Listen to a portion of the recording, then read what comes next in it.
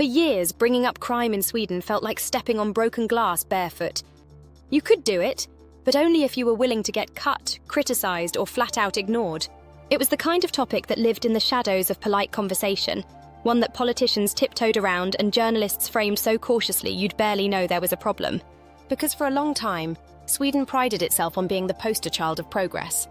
A peaceful, egalitarian, open-minded society where fairness ruled and problems were handled quietly, preferably behind closed doors.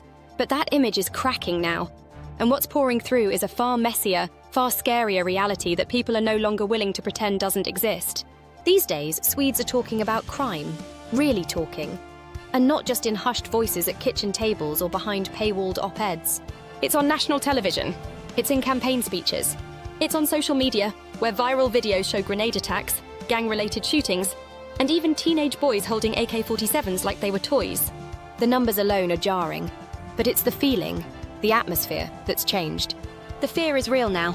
The illusion of calm has been pierced, and once that veil is lifted, it's hard to unsee what's been building in the dark.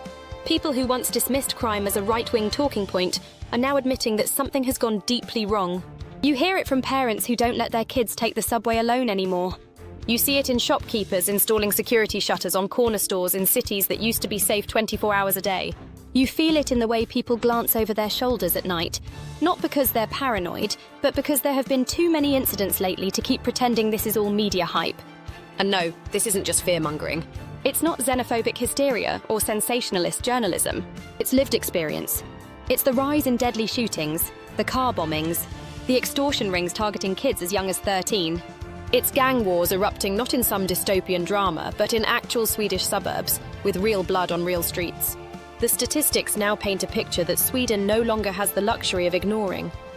A country once known for its low crime rates, now contending with some of the highest levels of gun violence in Europe. For years, any attempt to discuss this seriously was met with deflection or discomfort. Critics were branded as alarmist, racist, or simply unpatriotic.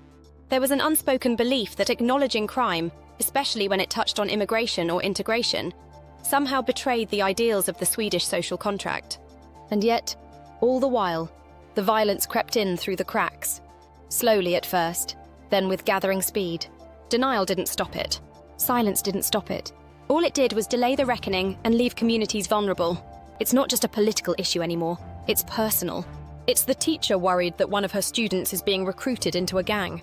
It's the mum who found out her son was mugged on his way home from school. It's the teenage boy who saw someone stabbed outside a McDonald's and now doesn't go out after dark. The violence is no longer distant or abstract. It's become part of daily life for too many people who used to believe they were immune to this kind of danger. And yes, immigration and integration do come up in this conversation. Not because migrants are inherently criminal, but because Sweden has, frankly, failed to integrate the communities it welcomed. It allowed pockets of alienation and hopelessness to fester, where young people grow up feeling disconnected, disrespected, and desperate. The result is a toxic mix of inequality, marginalization, and frustration that has made it easier for criminal networks to take root and flourish. But acknowledging this isn't about scapegoating. It's about finally being honest. People are tired of being told that everything is fine when they can see with their own eyes that it isn't. They're tired of the political class acting like admitting a problem is the same as causing it. And maybe most of all, they're tired of being made to feel ashamed for wanting safety in their own neighborhoods. Because no one, regardless of background, politics, or income, wants to live in fear. No one wants to send their kids to school, wondering if there will be another knife fight in the courtyard.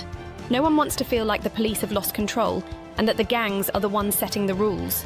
This isn't a call for panic, but it is a call for honesty. Sweden doesn't need more platitudes or symbolic gestures. It needs clear-eyed leadership, real investment in prevention and policing, and a willingness to face uncomfortable truths without losing sight of humanity.